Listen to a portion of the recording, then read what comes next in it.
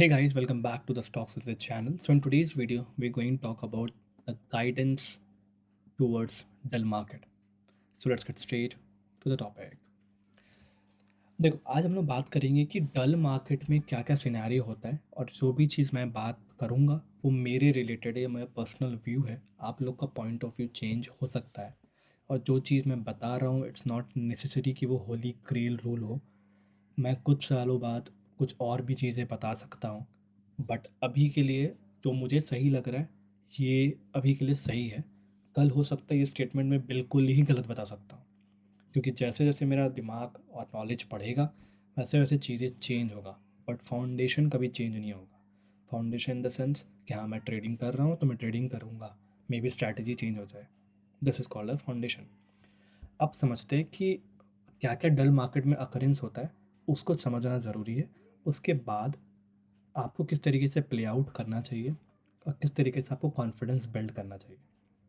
तो पहले हम लोग ये समझते हैं कि डल मार्केट में होता क्या है और डल मार्केट होता है क्या। तो देखो, मार्केट 3 फेजेज़ में है, अप ट्रेंड, डाउन ट्रेंड और साइडवेज़। अप ट्रेंड में आप पैसा बहुत अच्छे तरीके से बनाओगे, no doubt in that. Sideways में पैसा बहुत मुश्किल से बनेगा और डाउन ट्रेंड में तो ऑटोमेटिकली आपका स्टॉप लॉसेस हिट हो जाएंगे। मेरा मतलब डाउन ट्रेंड मतलब I am expecting a crash. Sideways मतलब साइडवेज 2 कैटेगरी में होता है। एक अपवर्ड साइडवेज मतलब अप ट्रेंड में साइडवेज कंटिन्यू कर रहा है, या फिर डाउन ट्रेंड होकर भी वो साइडवेज कंटिन्यू कर रहा है। जैसे कि अभी के मार्केट में अगर हम लोग गौर करेंगे, जैसे late me show you example.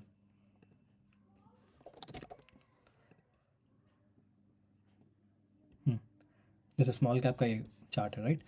तो देखो यहाँ पर भी अपवर्ड डायरेक्शन में ये ट्रेंड रहा है, यहाँ पर भी साइडवेज रहा है और यहाँ पर भी स्मॉल साइडवेज रहे हैं। ओके, मगर यहाँ देखोगे साइडवेज, ये भी साइडवेज है, मगर ये डाउन ट्रेंड साइडवेज हम बताना चाह रहे हैं। ये सब फेज ज़्यादा फ्रीक्वेंट हुए हैं कंपैरिजन टू दिस। यहाँ पर आपको बस एक बार दिखा होगा और चला गया, सेम गोज़ हियर, एक बार दिखा और चला गया। यहाँ पर ज़्यादा फ्रीक्वेंट दिख रहा है, यहाँ पर भी आपको ज़्यादा फ्रीक्वेंट्स दिखेंगे ये सब फेजेस, करेक्ट। तो ये डाउन ट्रेंड फेजेस हम मान रहे हैं इसको, इसी चीज़ को हम डल मार्केट में कंसिडर करना चाह रहे हैं कि इस फेज़ में होता क्या है। ठीक है, उसको समझना बहुत ज़रूरी है। अब देखो यहाँ पर हम समझाने की कोशिश कर रहे हैं कि analyse the market environment before taking a decision. तो मैंने जैसे बताया 3 इन्वायरमेंट है। तो साइडवेज पे सबसे ज़्यादा प्रॉब्लम होता है अगर डाउन ट्रेंड साइडवेज है।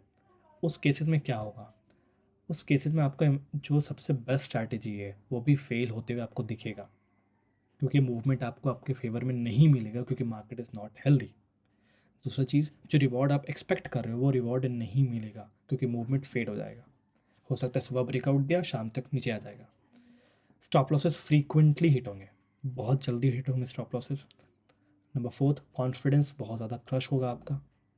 नंबर फिफ्थ, आपके ट्रेड्स ऐसा होगा कि आज आपको सही दिख रहा है, कल आपको गैप डाउन दिख जाए, या फिर कल हो सकता है कि बड़ा रेड कैंडल बना दे आपके अगेंस्ट, करेक्ट। मतलब जितनी भी ऑलमोस्ट जितने भी फेजेस होते हैं बैड फेजेस, वो डल मार्केट में आपको दिखने को मिलेगा। उस चीज़ को मास्टर करना बहुत इंपॉर्टेंट है, क्योंकि देखो अप ट्रेंड तो आप आराम से पैसा बनाओगे, there is nothing wrong. Crash आएगा आप ऑटोमेटिकली सेव हो जाओगे, क्योंकि स्टॉप लॉसेस फ्री अचानक आएंगे और हिट हो जाएंगे, ऐसे आप। नंबर जो सबसे ज़्यादा रोल आता है वो डल पीरियड होता है, जो लोग पता नहीं क्यों नहीं बात करते उस पीरियड के बारे में। सो इसलिए मैं बात करना चाह रहा हूँ। अब इस केस में जो मैं डिसाइड कर रहा हूँ वो सब चीज़ें थॉट्स यहाँ पर बताया गया है। Focus on entering position in the second half of the session.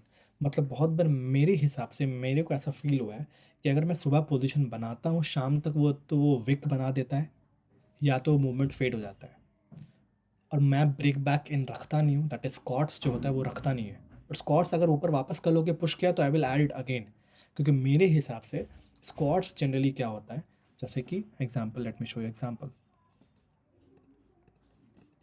जैसे ये फेज़ अगर आप देखोगे, जैसे ये देखो, एक दिन ब्रेकआउट दिया, अगला दिन वापस नीचे आएगा। So I am talking about these scots, ठीक है, फेक ब्रेकआउट्स, ठीक है। जैसे ये भी काइंड ऑफ फेक ही ब्रेकआउट हो गया। So these are the fake breakouts, ठीक है। तो इधर क्या, व्हाट आई हैव फेल्ट कि फेक ब्रेकआउट होने के बाद हो सकता है कि वापस आपको मौका दे। अगर मुझे देगा तो I will add it again according to my own strategy. मगर बहुत केसेस में ऐसा होता है कि वो मौका मतलब कि वो ऑटोमेटिकली और नीचे चला जाता है। जैसे 2 एग्जांपल मैं पेश करना चाहूँगा। जैसे ADSL का आप एग्जांपल देखोगे, यहाँ पर अगर आप ध्यान दोगे, let me show you just this one. So I took this trade somewhere here I guess, ठीक है, ऑन दिस कैंडल। अगला दिन ये नीचे आ गया, break back in, I am exiting, I am considering this as a scot. फिर वापस मुझे मौका नहीं मिला। अगर मैं रखे रहता तो मुझे शायद ज़्यादा लॉस होता। बट यही चीज़ अगर आप इसी सेम एग्जांपल को देखोगे इंदिरा मेडिको में, जैसे अगर आप मैं यहाँ ट्रेड कर रहा हूँ, अगर I have build some position over here, तो मैं ये कैंडल में एग्जिट करूँगा। मतलब मान के चलो ये कैंडल मैंने पोजीशन बिल्ड किया और उसी दिन मैं एग्जिट कर दूँगा, क्योंकि ये स्कॉट हो गया, ये अंदर आ गया वापस। व्हाट आई बिलीव कि ज़्यादा डल मार्केट में ज़्यादा वर्क नहीं करता है, बट कभी कभी ऐसा होता है ये वर्क भी करने लगे, ठीक है। तो उस चीज़ के लिए मैं क्या करता हूँ कि अगर ये वापस मुझे री एंट्री मिलेगा कहीं यहाँ या फिर यहाँ, आई विल ऐड इट अगेन, ठीक है। मैं ऐड करने के लिए कोई अगेंस्ट नहीं हूँ, I am just protecting my down side, क्योंकि मेरे हिसाब से स्कॉट ज़्यादा वर्क नहीं करता है in dull market. And as I mention कि मेरे नॉलेज आगे बढ़ेगा, तो मे भी हम हो सकता है कि हम कुछ और बात करें कुछ साल बाद, बट अभी के लिए ये चीज़ मैं नहीं करता हूँ। सेकेंड हाफ में हम ज़्यादा फोकस करते हैं इंटर करना, क्योंकि फर्स्ट हाफ में जैसे आप यहाँ पर पोजीशन करोगे, सेकेंड हाफ में इंटर करोगे ही नहीं ये चीज़ पे, क्योंकि वो स्कॉट हो चुका है। Same goes here, but I will take a consideration over here, क्योंकि मैं यहाँ इंटर कर सकता हूँ सेकेंड हाफ में। तो मुझे ज़्यादा रिवॉर्डिंग लग रहा है सेकेंड हाफ वाला चीज़। और बहुत सारे ट्रेड्स होंगे जो मिस करूँगा, इट्स टोटली फाइन, ठीक है। जैसे मिस ज़्यादा होने लगेगा तो मुझे समझ में आने लगेगा कि मे बी शायद मार्केट अब शिफ्ट कर रहा है फ्रॉम डल टू बेहतर, ठीक है। मिनिमाइज लॉसेस, तो मिनिमाइज लॉसेस का मेजरमेंट ये है कि पहले what I use to do that, जब भी डल मार्केट होता था I always use to do कि मैं सिंगल डिजिट में लॉस करूँगा, ठीक है। मतलब अगर मुझे पोर्टफोलियो को ओवरऑल लॉसेस अराउंड 8%, 9% या 7% हो रहा है, I am happy with that performance, क्योंकि डल मार्केट में इससे ज़्यादा बुरा हाल होता है।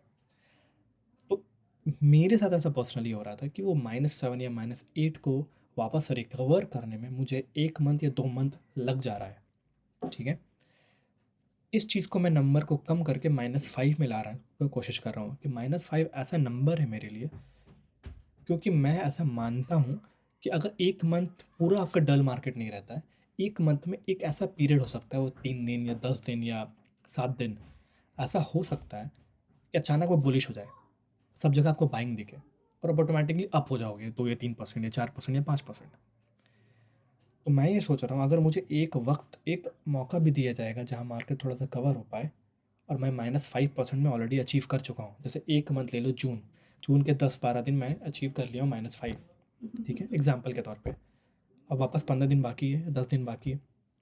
तो अगर अचानक हल्का से बुलिशनेस मार्केट दिखाया, जो -5 है, हम उसको कम करके या तो ज़ीरो कर सकते हैं, या तो +1 कर सकते हैं, या -5 को -2 कर सकते हैं, -3 कर सकते हैं।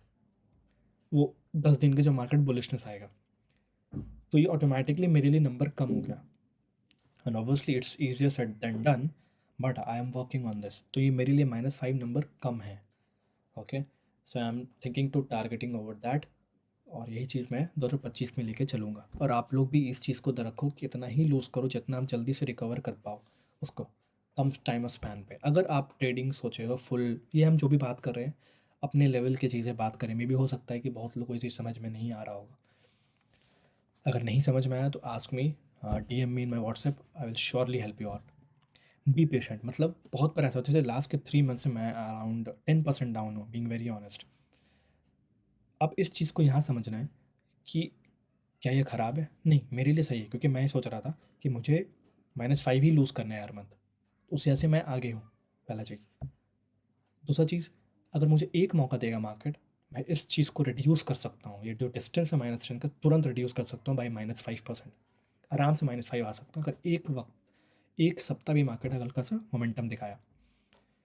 पेशेंस होना बहुत ज़रूरी है, क्योंकि यहाँ अगर पेशेंस नहीं रहे तो यही हो जाता है मेक और ब्रेक लेवल। बहुत लोग निकल जाते हैं इस चीज़ को छोड़ के कि नहीं मेरे से नहीं हो रहा है, and I am not that guy जो हम ईजी गिव अप करें। तो पेशेंस आपको बहुत रखना पड़ेगा, बहुत ज़्यादा, क्योंकि ये धंधा है। आप ऐसा एक्सपेक्ट नहीं कर सकते आज आप चला रहे हो और हमेशा चलते जाए, नहीं, ठीक।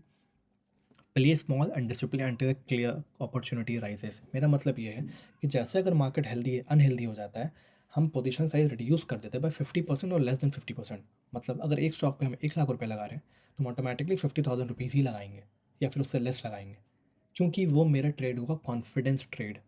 What do you mean by confidence trade? यही लाइन 4th पॉइंट है। कॉन्फिडेंस ट्रेड मतलब मुझे कुछ उम्मीद नहीं है कि इससे मुझे प्रॉफ़िट मिलेगा, बट मैं कॉन्फिडेंस को बरकरार रखना चाहता हूँ, क्योंकि इसके पीछे बहुत बड़ा हाइपोथेटिकल सिचुएशन ले लो आप। इसके पीछे बहुत बड़ा साइकोलॉजी है। एक इंसान है जिसका जो पैसा बना रहा है बट उसके पास कॉन्फिडेंस नहीं है। एक इंसान ऐसा है जो पैसा बना रहा है और जिसके पास कॉन्फिडेंस भी है। लॉन्ग रन में जिसके पास दोनों है वो ज़्यादा जीतेगा। करेक्ट? अब दूसरा एग्जांपल ऐसा ले लो आप। एक इंसान है जो पैसा बना रहा है या फिर पैसा लूज़ कर रहा है बट कॉन्फिडेंस एकदम नहीं है। और एक ऐसा इंसान है जो वो भी लूज़ कर रहा है बट उसके पास कॉन्फिडेंस है। तो at the end long run पे जिसके पास कॉन्फिडेंस है ना वो जीत जाएगा। हमेशा याद रखना। तो मेरा ये फ़ोकस रहेगा कि हम हमेशा कॉन्फिडेंस मेंटेन करके चलें, जब तक हम चल सकते हैं। जैसे कॉन्फिडेंस मेंटेन रहेगा, हम वापस तुरंत position size up and down भी कर सकते हैं।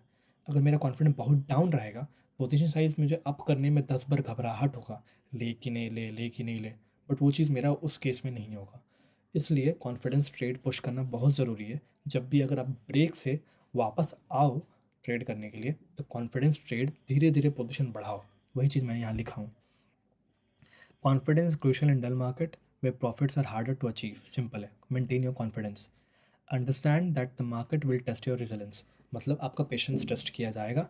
आप इतना याद रखो, मार्केट है वो बड़ी चीज़ है, हम लोग का पेशेंस रखा जाएगा। Do not rush your decision, always prioritise risk management. Risk management बहुत इंपॉर्टेंट है।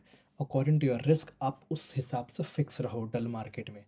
हमेशा याद रखो, stick to your plan, avoid emotional trading. देखो, जो पहला इंसिडेंट होता है आप चार्ट्स देखते के साथ जो इंसिडेंट आया वो लिखो, और वही सबसे मोस्ट ऑफ द टाइम में वही सबसे बेस्ट होगा। क्योंकि होता क्या है, जैसे मैं प्लान किया हूँ वैसे एग्जीक्यूशन नहीं हो पाता है ड्यू टू सम सराउंडिंग। हो सकता है कि कोई आपको बोल रहा हो ट्रेड लेने, या फिर उसके बारे में ज़्यादा बात करना वो ट्रेड के बारे में, that is romanticising on your trades. ये बहुत अच्छा है, बहुत अच्छा, लेना है, मिस नहीं करना है। ये सब ख्यालात आते हैं क्योंकि हो सकता है इससे पहले भी आप ट्रेड किए होंगे, वैसे ही सेटअप आपको वापस मिला है, तो आपके दिमाग में वो चीज़ आ जाता है। बट ये चीज़ समझना होगा, वो सेटअप कब मिला तो मार्केट एनवायरनमेंट अच्छा था तो ज़्यादा रन किया। इस केस में वो चीज़ नहीं हो सकता है। तो रोमांटिसाइज नहीं करना अपने ट्रेड्स को लेकर, ट्रेड इक्वल ट्रेड्स, मेरे पॉइंट ऑफ व्यू ये है। ओके, सो इमोशनल ट्रेडिंग नहीं करना। जो पहला बार आप इंसिडेंट है देखिए वो चार्ट को, right it down, what's your plan, that's it, fix, उस पर ही रहो। ज़्यादा मूव मत करो। अगर मूव भी करना है, मतलब अगर आपको लग रहा है कि हाँ मुझे ऐसे ही एंट्री करना, थोड़ा 19-20 हो, इट्स टोटली फाइन, ज़्यादा नहीं होना चाहिए। Gain small and move on. मेरा मतलब ये है कि दो चीज़ इस चीज़ में कर सकते हो आप।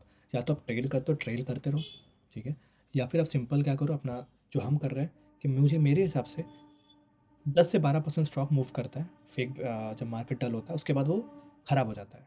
बहुत सारे ट्रेड्स ऐसे भी हैं डल मार्केट में जो ज़्यादा मूव किए हैं। जैसे आप जाके देखोगे केफिन टेक को अभी भी मूव कर रहा है, जेंसार टेक को अभी भी मूव कर रहा है, ठीक है, ई पैक भी अच्छा मूव किया अभी रिसेंटली। तो कुछ कुछ ट्रेड्स ऐसे भी हैं जो कंटिन्यूसली मूव करेंगे, ट्रेल करो। या फिर आप सिंपली डल मार्केट में जो मैं करना चाह रहा हूँ, 10-12% हुआ लेकिन निकल गया, जैसे ज्योति CNC, ठीक है, या फिर DCX सिस्टम, कोई भी हो स्टॉक्स, तो आप ऐसे भी कर सकते हो क्योंकि मूवमेंट फेड हो रहा है।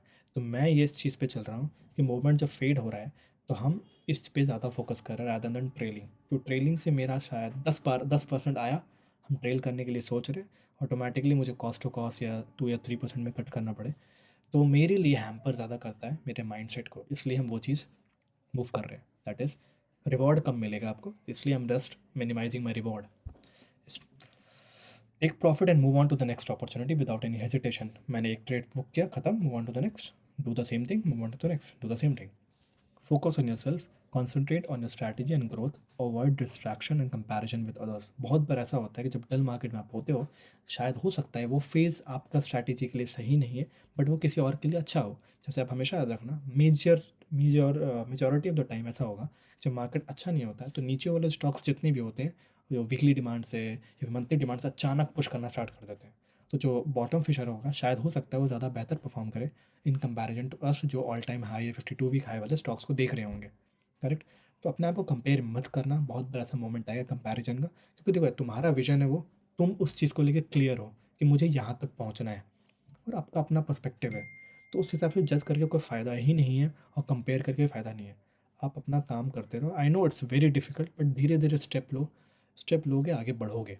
Taking a first step is a battle. Work hard, dedication रहना पड़ेगा आपके अंदर कि मुझे चार्ट्स देखना है। अगर आप बिगिनर हो तो भाई एकदम दबा के चार्ट्स देखो, जितना देख सकते हो, जितना इल्म ले सकते हो। और as I my mother always quote that इल्म ही सबसे बड़ा दौलत है। इल्म मतलब education. So keep reading the charts. अगर एक लेवल पे आ गए हो जहाँ पर चार्ट आप रीड बहुत अच्छे तरीके से कर सकते हो, तो कोशिश करो स्क्रीन टाइम रिड्यूस करने का। मतलब आप लैपटॉप लेके ही मत बैठे रहो। बहुत बार ऐसा होता है कि आपको नहीं भी लग रहा हो कि वो चार्ट अच्छा है, बट फिर भी आप ट्रेड को फोर्सफुली ले सकते हो। सो इसलिए रिड्यूस स्क्रीन टाइम अगर आप एक लेवल पे पहुँच चुके हो। Keep refining your skills and mindset. Skills and mindset मतलब आप बिजनेस करो तो go and watch podcast of businesses. Go, जैसे Naval Ravikant, I love that guy. Mark Minervini भी आप देख सकते हो, पॉडकास्ट देखो। लोगों से बात करो जो स्किल्स और माइंडसेट के बारे में ज़्यादा बात करते हैं, या फिर बिजनेसेस के बारे में ज़्यादा बात करते हैं, चाहे वो कितनी भी एज के हो, चाहे आपके फादर हो, चाहे आपके फ्रेंड्स के फादर हो। वो लोग बिजनेस किस तरीके से रन करते हैं, क्योंकि आप भी बिजनेस ही रन कर रहे हो। तो जितना नॉलेज ग्रास्प कर पाओ उतना बेहतर है उस फ्री टाइम में। No trailing, take action at cost. मतलब मेरा कहने का मतलब हम ट्रेल नहीं करेंगे। मेरा अगर स्टॉक ऊपर मूव किया, वापस आ गया तुरंत, सपोज करो 3 to 4% मूव किया, वापस आ गया cost to cost, I am simply going to cut it, क्योंकि मेरे लिए वो स्क्वाट बन गया है। वापस एंट्री मिलेगा, I will take it entry. Reentry भी मेरे लिए ज़्यादा वर्क नहीं करता है, तो मैं बहुत सोच समझ के करूँगा reenter. Adapt to market behaviour. Yes, market behaviour जैसा रहेगा, मतलब मान के चलो मार्केट बिहेवियर अच्छा है तो आप सेफली, अच्छा है तो एग्रेसिव प्ले करो। बहुत देखो, रिस्क मैनेजमेंट बहुत लोग, हम भी रिस्क मैनेजमेंट कभी कभी नहीं ध्यान दे, मतलब basically I want to say that कि big legend player they know कि रिस्क मैनेजमेंट को कब से ज़्यादा प्रायोरिटी देना है, कब नहीं देना है। मतलब बुल मार्केट में अपना ध्यान नहीं दोगे तो आपके फेवर में सदक़े में चला जाएगा वो। मगर मान के चलो अगर आप इस फेज़ में, डल मार्केट फेज़ में रिस्क मैनेजमेंट में ध्यान नहीं दोगे, तो you are going to play, बहुत ज़्यादा ही ख़राब सिचुएशन राइज हो सकता है आपके साथ। तो वो लोग को पता है कि कब मिसक्लेम में ध्यान देना चाहिए, कब नहीं देना चाहिए। जैसे कि अगर आप बिग शॉट मूवी देखोगे, वो पूरा अमाउंट सब जगह लगा दिया था एक ही जगह पे, तो उस हिसाब से बोला जाएगा तो वो गलत है, राइट। और सबके अपने अपने पर्सपेक्टिव भी है, बट दे नो कि कब ज़्यादा रिस्क करना है, कब नहीं। और वो चीज़ आपके हावी भी हो सकता है, आपके अगेंस्ट भी हो सकता है, करेक्ट। तो अपना मेजर खुद से लो रिस्क मैनेजमेंट को लेकर, बट हमेशा याद रखना रिस्क मैनेजमेंट ही सबसे बड़ा किंग है, सबसे बड़ा किंग। तो उसको कभी लाइट मत लेना। बैलेंस रिवॉर्ड एंड एक्सिट, जो मैं बता रहा था, reward should be small, take profit 10 to 15%, next trade, ठीक है। मतलब 10 से 15% ही मूव करेगा मेरे हिसाब से स्टॉक्स, इसलिए हम 10 से 15% लेकर निकल जाएंगे। इंट्रोस्पेक्ट रेगुलरली, बहुत लोग, बहुत अंडररेटेड चीज़ है। आप हर मंथ, हर वीक आप बैठो कि आपके लिए क्या सबसे ज़्यादा वर्क किया, आपके लिए वर्क नहीं किया, प्रोस कॉन्स बनाओ। प्रोस को इतना बड़ा कर दो कि कॉन्स छोटा लगने लगे। वही इंट्रोस्पेक्शन होता है कि आप हर बार अपने आप को देख रहे हो, समझ रहे हो क्या मैं गलती कर रहा हूँ। और ज़्यादा फोकस नहीं करना, डिस्करेज नहीं होना है मार्केट से। जो as said by Mark Minervini, stock market will always discourage you, हमेशा डिस्करेज करेगा आपको डिसीजन पे। तो इसका मतलब नहीं कि आप अपने उस चीज़ को बहुत ज़्यादा इमोशनल ले लो, क्योंकि आप इमोशनल बीट कर रहे हो उस चीज़ से। तो आप सिंपली उसको लाइट लेने की कोशिश करो, ओके। उतना ही लोग जितना आप कर सकते हो। Stay calm and composed regardless of market condition. Market condition कुछ भी हो, इमोशनल स्टेबिलिटी बहुत क्रिटिकल एंड डिसीजन मेकिंग है। तो ये दोनों कभी लूज़ नहीं होना चाहिए। Mental calmness, self believe, confidence level बहुत इंपॉर्टेंट है। सो वही लास्ट से 15 पॉइंट में लिखा हो, believe in your self. Seek external advice. Seek external advice मतलब जो मार्केट से थोड़ा दूर है, उससे कोशिश करो। अगर थोड़े मोड़े भी आपको वो इंसान समझता है, अगर आपकी मम्मी है, आपके फ्रेंड है, या आपकी गर्लफ्रेंड है, या आपके बॉयफ्रेंड है, कोई भी है जो आपको समझता हो उस सिचुएशन पे, उससे बात करो। आपको नहीं पता वो क्या आपको वो ऐसा आउटपुट दे दे जो आपको कभी रियलाइज़ ही नहीं किया था। क्योंकि हम लोग ऐसा सोचते हैं कि ट्रेडिंग के ही जर्नी में सिर्फ ट्रेडर लोग से ही बात करेंगे, नहीं, किसी और से भी बात करो। वो लोग भी बहुत अच्छा अच्छा एडवाइस दे सकते हैं जो आपको खुद रियलाइज़ नहीं होगा। And trust me, it works very well for me when I talk to my mother. Understand the market squats. Squats हमेशा समझो, अगर स्क्वाट्स हो रहा है तो चांसेस है वेरी वेरी हाई कि वो, जैसे मैंने ADSL का एग्जांपल देखा है इंदिरा मेडिको का। Keep moving forward, keep moving forward. Move on करने की कोशिश करो। And I know that move on बहुत करना मुश्किल है, but yeah keep moving forward, there is nothing you can do about it. सारे बिजनेसेस ज़ीरो से 1000 करोड़ बिल्ड हुए हैं, उससे ज़्यादा बिल्ड हुए हैं, बहुत सारे बिल्ड हुए हैं, ट्रिलियंस में गए हैं एप्पल, बट इसका मतलब नहीं हमेशा वो प्रॉफिटेबल ही रहा है। बहुत सारे फेजेस ऐसे भी आए थे जहाँ प्रॉफिट्स नहीं थे बिजनेस में, राइट। सो बहुत से ऐसे भी थे, बहुत ज़्यादा अच्छा बूम किया है।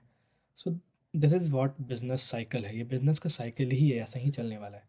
So if you are thinking to become a trader, so always take it as a business, always. अगर आप 30% 40% ग्रो कर रहे हो साल भर का, दैट्स अ ह्यूज नंबर। और बस इसी तरीके से आप चलते रहो, आगे रहो, और कहीं भी दिक्कत होगा ask me, I will surely help you out. Thank you guys.